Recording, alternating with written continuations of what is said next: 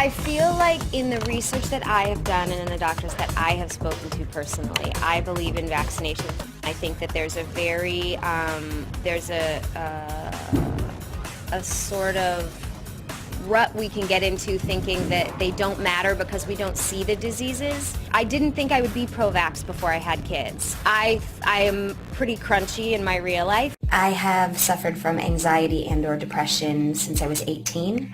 What I would say to my younger self is don't be fooled by this game of perfection that humans play. Everything looks so beautiful and people seem like they don't have any problems, but everyone's human. Everyone has problems. Everyone feels yucky on the inside sometimes. How would a person necessarily know that their anxiety or depression or mental fatigue could be due to a vaccination? And now they're recommending upwards of 8 different vaccines for adults. If you follow all the schedules from childhood to the end of your life, it's estimated you'll receive anywhere from 100 to 150 vaccines.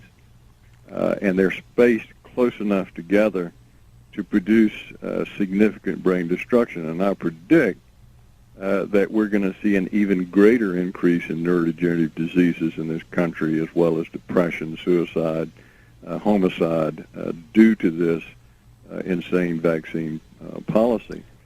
And there's just a compelling amount of neuroscience, scientific research indicating that that's a very dangerous policy.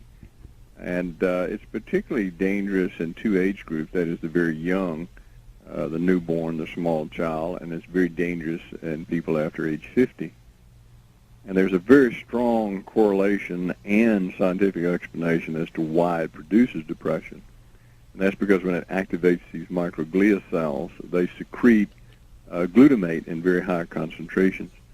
And their new research shows that depression, major depression, is strongly correlated to brain levels of glutamate.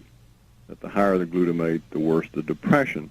And that very resistant cases of depression that resist all the antipsychotic medications have the highest glutamate levels and the highest inflammatory cytokine levels.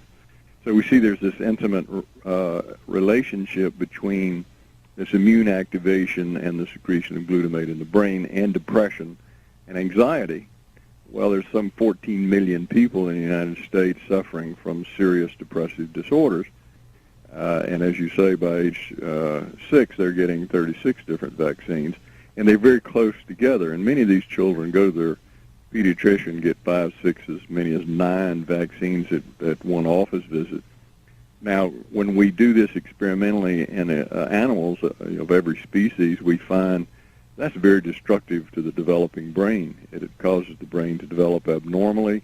But because the child's brain does most of its formation during the first 2 years of life, there's particular danger, and that child is getting 23 different vaccines during that 2-year period.